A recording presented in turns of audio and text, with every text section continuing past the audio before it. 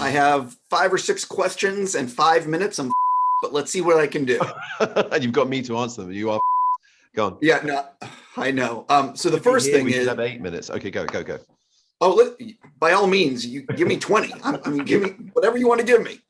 So there is. Have you seen the video of you, the footage from the trailer of you whistling and it leading into Jurassic Park with you reacting to the dinosaurs? No. Next question. Okay, you need to. I'll put it in the article. Getting serious, this movie is fantastic, and as usual, you are so good in it. I am curious, though, this might be the least amount of exposition I've ever seen in a movie, which I loved. What was it like actually reading the script? Because it's so sparse with dialogue.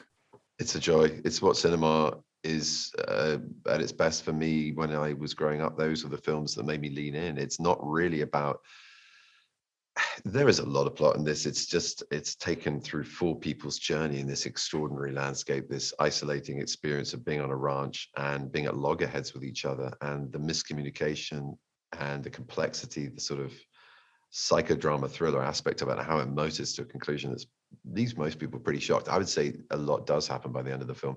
However, yeah, I understand it's a slow burn and it's a lean in kind of a movie, and there aren't many made like that anymore. And there is, thank God, from a lot of the reaction we've had, at least, that there is a cultural space for this.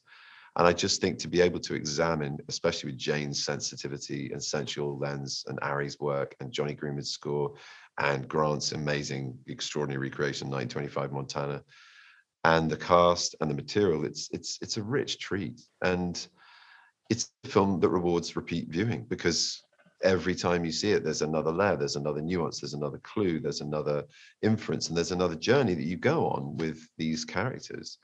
I mean, Phil, for example, he's so layered. You see him as this abhorrent male, toxic male who's punching down on the soft target of his brother's wife to shame her into alcoholism, through sort of psychologically gaslighting her. And yet by the end of the film, you understand this is a man who bears deep scars and a secret and an inauthenticity that he's been living with, because he can't be his true self. And it's his tragedy in a way because of that. And I don't know, a film that lifts the lid on toxic masculinity and asks why that kind of behavior can be prevalent then, and then as in 60s when it was written, and then now still in 2021. I think that makes it kind of relevant and a difficult and awkward watch, but an important one. And yeah, I like film. I like cinema. I like stuff where you're let alone as an audience. You're not told what to think. You're not dragged into the next madcap chase or monster fight sequence or plot turnaround. You are just saturated in a world and an experience. One of the things is I heard all about how you really went for it in terms of doing all this research, staying in character on set. And I'm just curious, how tough was it when you wrapped on the film to let Phil go? Like, how long did it take for you to become back to being Benedict? On a daily basis, it was fine. We had a long journey in the South Island, at least a little less long in Auckland, but by then we had the pandemic, so the whole psychology of it was so different. And I'll explain that in a minute. But basically, going back to New Zealand and the South Island, it was about an hour and a half journey in and out. So I had a long time to prepare, to meditate, to see and feel the landscape, to start simulating what I was going to bring of him to the day's work. And then at the same going home, I'd take those sweaty chaps and overalls off, and I'd get in the car and I'd either, have a beer or whatever, and just open the window, stare at the stars or the sunset, whatever was happening, and just breathe a sigh of relief, turn to Scotty, who was my right-hand man through the whole shoot and the whole pandemic, and have a laugh and get home to my family. And there's nothing more grounding than that.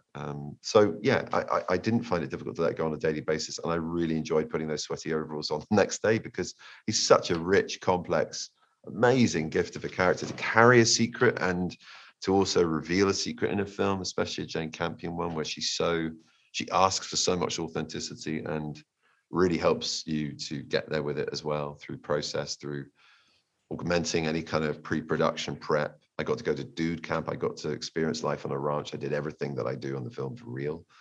And I wrote a lot, and then some, and the banjo playing, and I did taxidermy, and I did Iron Migraine, all the gifts this man is blessed with in the book that don't even make the film, to understand who he is, to feel who he is, to sense what it's like to be in his body and his mindset.